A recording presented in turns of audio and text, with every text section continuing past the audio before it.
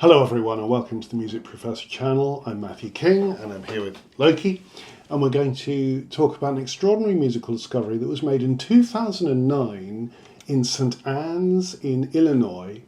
A dilapidated house had been recently purchased by a couple who wanted to renovate the property, and when they went inside this sort of ruin of a house, they discovered all kinds of manuscripts sort of jumbled about the place.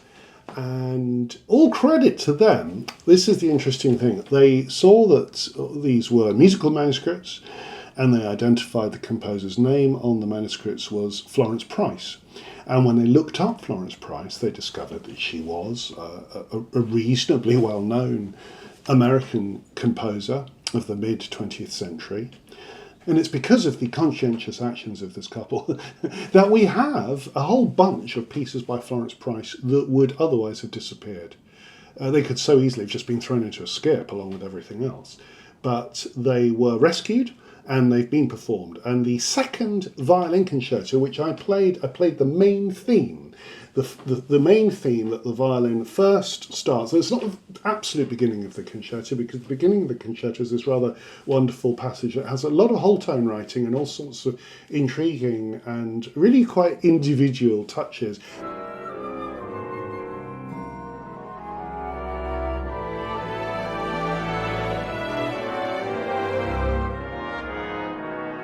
And then out of that sort of introductory bit at the beginning of the concerto comes this main theme, and it's very beautiful.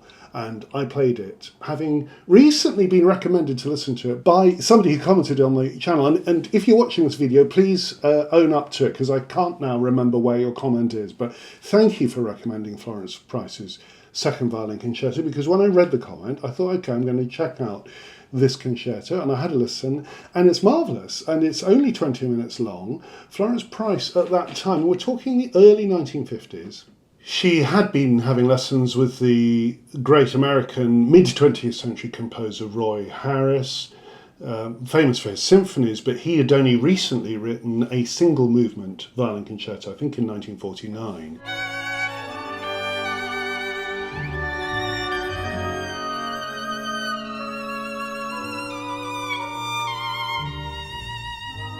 Clearly, during their lessons, he recommended, or perhaps she said she wanted to write a concerto, and to some extent her second concerto is modelled on Harris in that it has a single movement, and it's very concisely structured. You might say that there's a correlation between sonata form, it has a first subject, second subject type themes, both beautiful.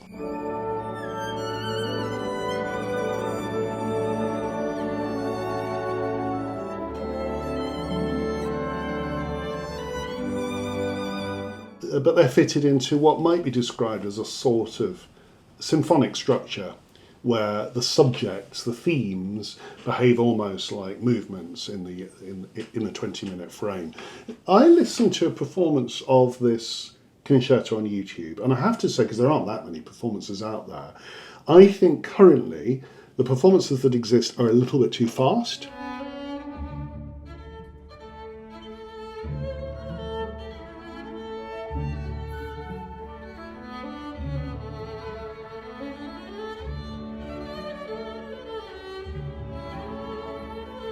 And the material seems to me to require a slower tempo. So you have this beautiful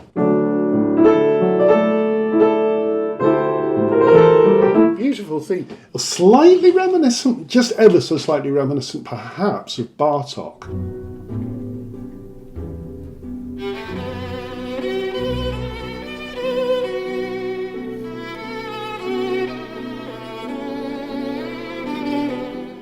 But the other composer who it reminds me of at times, especially in the next passage, is Richard Strauss, who died in 1949. And I don't know, have Florence been listening to recent Strauss pieces? It's possible.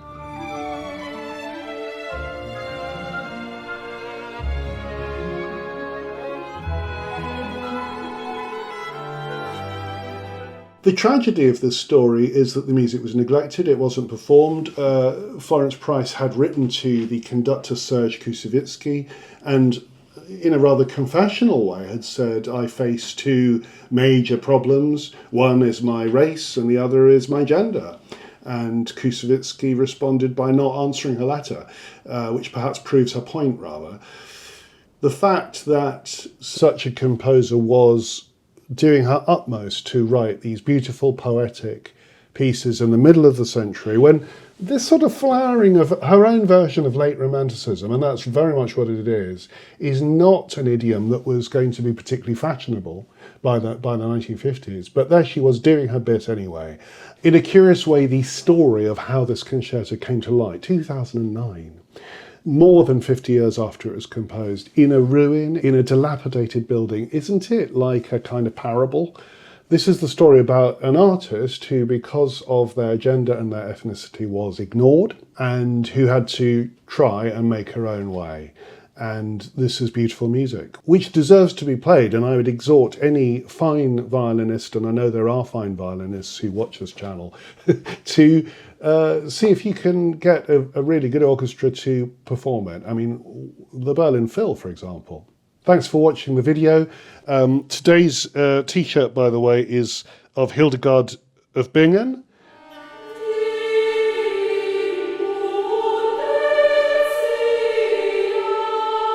Another wonderful woman composer of another era, back in the 1100s, writing her gorgeous chants and poems and her amazing apocalyptic visions. And there she is, inspiring all female artists to do likewise. If you like these t-shirts, they are available from Amadeus Apparel, and we have a little deal with Amadeus Apparel. Through this channel, you can get a special discount from them, and the details are in the video description below. Please like and subscribe, and now is a time when I am putting out special plea for generous donations, and please consider joining our Patreon community or becoming a member of the channel, because your donations are invaluable, and in fact without patronage this channel cannot survive. So please continue to give generously, and if you haven't yet, please consider giving generously. Thanks for watching the video.